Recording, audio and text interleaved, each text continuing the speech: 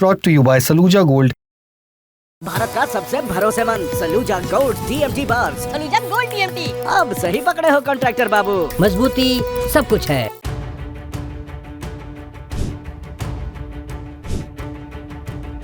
Middle east का माहौल इस वक्त ऐसा है कि हर बयान के साथ ही तनाव एक लेवल ऊपर जा रहा है और इस बार जो कहा गया है उसने हालात को और ज़्यादा गंभीर बना दिया है। अमेरिका के राष्ट्रपति डोनाल्ड ट्रंप ने कहा है कि अगर ईरान ने तय समय तक स्ट्रेट ऑफ हॉर्मुज नहीं खोला तो अमेरिका सिर्फ 4 घंटे में ही ईरान के ब्रिज और पावर प्लांट तबाह कर सकता है। ट्रंप ने यह बात 6 अप्रैल को व्हाइट हाउस में प्रेस कॉन्फ्रेंस के दौरान कही है। ट्रंप ने यह भी कहा कि उन्हें इस बात से कोई फर्क नहीं पड़ता है कि ऐसा हमला वॉर क्राइम माना जाएगा या फिर नहीं।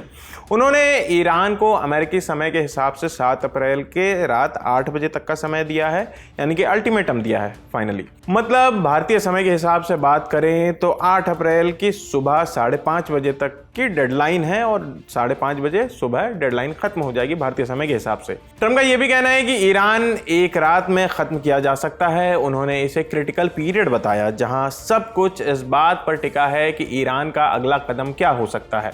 लेकिन कहानी यही नहीं रुकती है। अल जजीरा की रिपोर्ट के मुताबिक ट्रंप ने कहा है कि युद्ध के बाद अमेरिका खुद स्ट्रेट ऑफ हॉर्मुज से गुजरने वाले जहाजों पर टोल वसूल कर सकता है।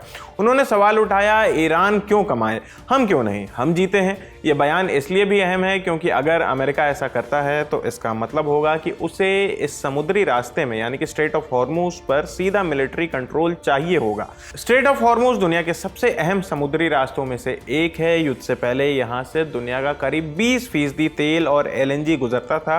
यह रास्ता ओमान और ईरान के बीच पड़ता है और फारस की खाड़ी को हिंद महासागर से जोड़ता है।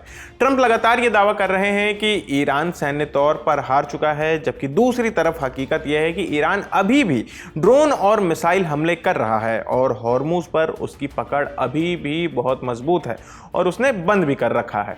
ट्रंप ने ईरान की रणनीति का मजाक भी उड़ाया और कहा कि उनके पास बस एक ही सोच है कि हम पानी में कुछ माइंस बिछा देंगे, ठीक है, लेकिन हमारे पास एक योजना है कि हम वहां से गुजरने पर टोल वसूल करेंगे। अल जजीरा की रिपोर्ट में बताया गया है कि ईरान खुद कुछ जहाजों से टोल वसूल रहा है जिन्हें वो गुजरने की इजाजत दे रहा है।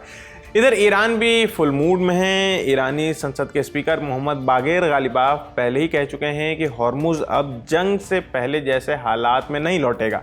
ईरान के विदेश मंत्री अब्बास अराक्ची ने भी कहा कि युद्ध के बाद इस समुद्री रास्ते के लिए नया सिस्टम बनाना पड़ेगा जिसमें दोनों किनारे के देश मिलकर नियम तय करेंगे।